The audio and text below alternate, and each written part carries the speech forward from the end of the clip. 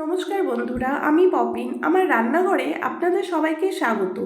আজকে আমি আপনাদের সাথে শেয়ার করব সম্পূর্ণ নিরামিষ ক্যাপসিকাম পানির রেসিপি। এই রান্নাটা আপনারা যে কোনো নিরামিষ দিনে বানিয়ে নিতে পারেন। আসুন দেখে নেওয়া যাক আজকের এই ক্যাপসিকাম পানির রেসিপিটা। একটা প্যান নিয়েছি, প্যানের মধ্যে 2 টিস্পুন রিফাইন অয়েল দিয়েছি। তেলটাকে গরম করে নেব। গরম হয়ে গেলে বাটার দিয়ে দিলাম। তেল আর বাটারটা গরম হয়ে যাওয়ার পরে পনিরগুলোকে দিয়ে দিলাম। পনিরগুলোকে ভেজে নেব। লবণ দিচ্ছি।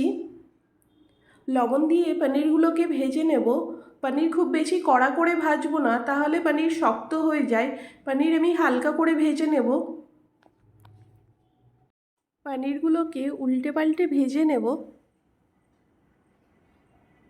পনিরগুলো ভাজা হয়ে গেছে, এখন তুলে একটা আলাদা প্লেটের মধ্যে নিয়ে নিচ্ছি।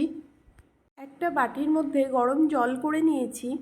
গরম জলের মধ্যে 1/2 টিস্পুন লবণ দিলাম, 1/2 টিস্পুন চিনি দিলাম। লবণ চিনিটা গরম জলের মধ্যে ভালো করে মিশিয়ে নেব। ভেজে রাখা পনিরগুলোকে গরম জলের মধ্যে দিয়ে দিলাম। কিছুক্ষণ পনিরটা গরম জলের মধ্যে ভিজিয়ে রাখবো। পনির ভাজার এই তেলের মধ্যে ফোড়নে একটা তেজপাতা দিলাম, একটা গোটা শুকনো লঙ্কা দিলাম, শাহমরিচ দিলাম 1/2 টিস্পুন, আদা বাটা দিচ্ছি 1/2 টিস্পুন, জিরে বাটা দিলাম 1 টিস্পুন। আদার জিরে বাটাটা দিয়ে মশলাটাকে কষিয়ে নেব। কাঁচা পাকা লঙ্কা বাটা দিলাম 1 টিস্পুন। সমস্ত মশলা এখন ভালো করে একসাথে কষিয়ে নিচ্ছি। লবণ দিলাম 1 চামচ মতন, 1 টিস্পুন লঙ্কার গুঁড়ো দিয়ে দিলাম। আপনারা ঝাল যেমনি খান সেই আন্দাজেই লঙ্কাটা ব্যবহার করবেন। আমি এর আগেও কাঁচা লঙ্কা বাটা ব্যবহার করেছি। কস্তুরি মেথি দিয়ে দিলাম। গ্যাসের ফ্লেমটাকে মিডিয়ামে রেখে মশলাটা কষিয়ে নেব। অল্প একটু জল দিয়ে মশলাটা কষাবো, যেন মশলা পুড়ে না যায়। লবণ দিয়ে দিচ্ছি, লবণটা আপনারা স্বাদ অনুসারে দেবেন। সমস্ত মশলা একসাথে ভালো করে কষিয়ে নেব।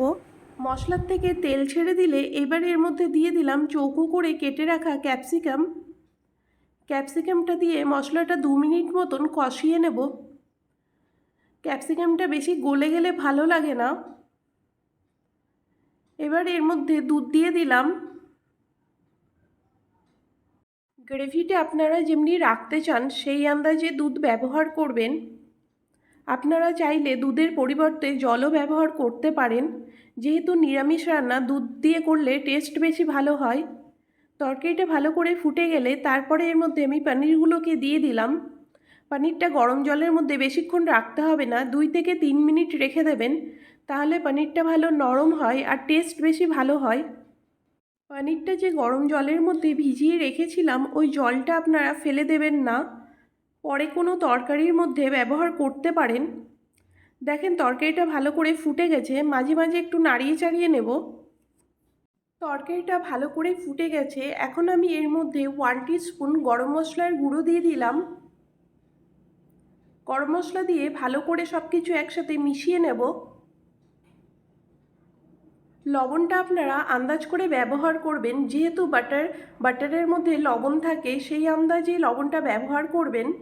1 টিস্পুন বাটার দিয়ে দিলাম। বাটারটা দিয়ে তরকারির সাথে ভালো করে মিশিয়ে নেব। আপনাদের যদি বাটারটা অপছন্দ হয় তাহলে ব্যবহার নাও করতে পারেন। যেহেতু নিরামিষ রান্না, বাটার দিলে টেস্ট বেশি ভালো হয়। তরকারি হয়ে গেছে, এখন আমি গ্যাস অফ করে নিলাম। আজকের এই সম্পূর্ণ নিরামিষ ক্যাপসিকাম পনির রান্না করতে আমি কাজু বাদাম, চালমগজ, পোস্ত কিছুই ব্যবহার করিনি।